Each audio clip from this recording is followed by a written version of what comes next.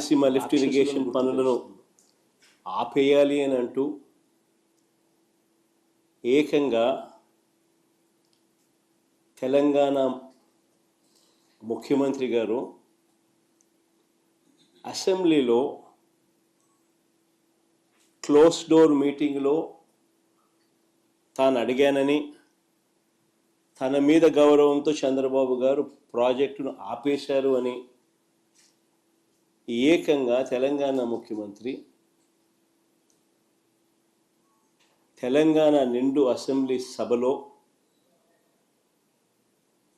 వాళ్ళ రిలేషన్షిప్ గురించి, చంద్రబాబు నాయుడు గారు రాష్ట్రాన్ని ఎలా అమ్మకానికి పెట్టారు అన్న వాస్తవాల గురించి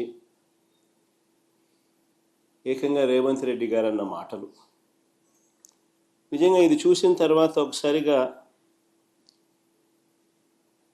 రాష్ట్ర ప్రజలకు అందరికీ కూడా, రైతన్నలందరికీ కూడా, మరీ ముఖ్యంగా రాయలసీమ, నెల్లూరు ఈ ప్రాంతాలకు సంబంధించిన రైతులకు నిజంగా చంద్రబాబు నాయుడు అనే వ్యక్తి ఒక విలన్ క్యారెక్టర్ కింద కనిపిస్తుంది.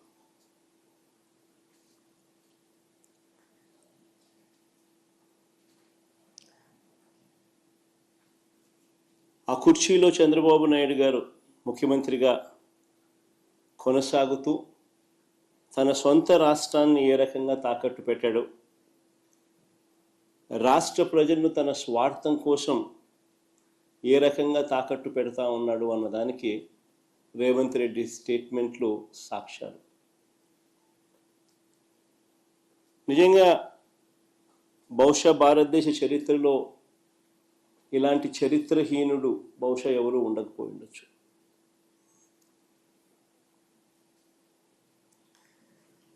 చంద్రబాబు నాయుడు గారు, ఆయన ఇరిగేషన్ మంత్రి ఇద్దరూ కూడా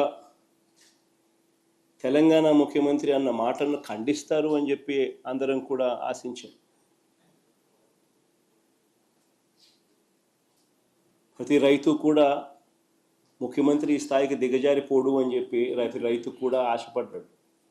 కానీ ఆశ్చర్యం ఏమిటి అంటే, చంద్రబాబు నాయుడు గారు తన ఇరిగేషన్ మంత్రితో తాను మాట్లాడించిన మాటలు, చంద్రబాబు నాయుడు గారు మాట్లాడుతూ ఉన్న మాటలు చూస్తే, రాయలసీమ లిఫ్ట్ ఇరిగేషన్ స్కీమ్ అవసరం లేదు అంటూ వీళ్ళు మాట్లాడుతూ ఉన్న మాటలు చూస్తే, రేవంత్ రెడ్డితో చంద్రబాబు నాయుడు గారికి ఉన్న రహస్య ఒప్పందానికి అధికార ముద్ర వేసినట్టే. కరెక్ట్గా రేవంత్ రెడ్డి కూడా ఇదే మాట్లాడాడు. చంద్రబాబు నాయుడు కూడా, ఆయన మంత్రి కూడా రాయలసీమ లిఫ్ట్ అవసరం లేదు అని అంటూ చంద్రబాబు నాయుడు బరి తెగించి మాట్లాడడం కూడా వాళ్ళిద్దరి మధ్య జరిగిన ఒప్పందానికి ఆమోద ముద్ర వేసినట్టే,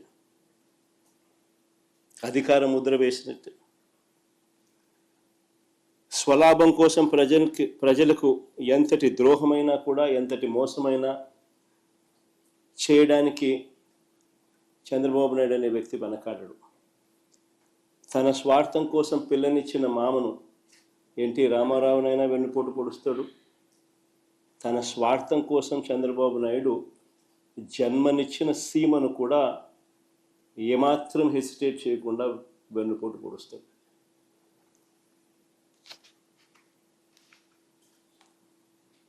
నిజంగా రాయలసీమ లిఫ్ట్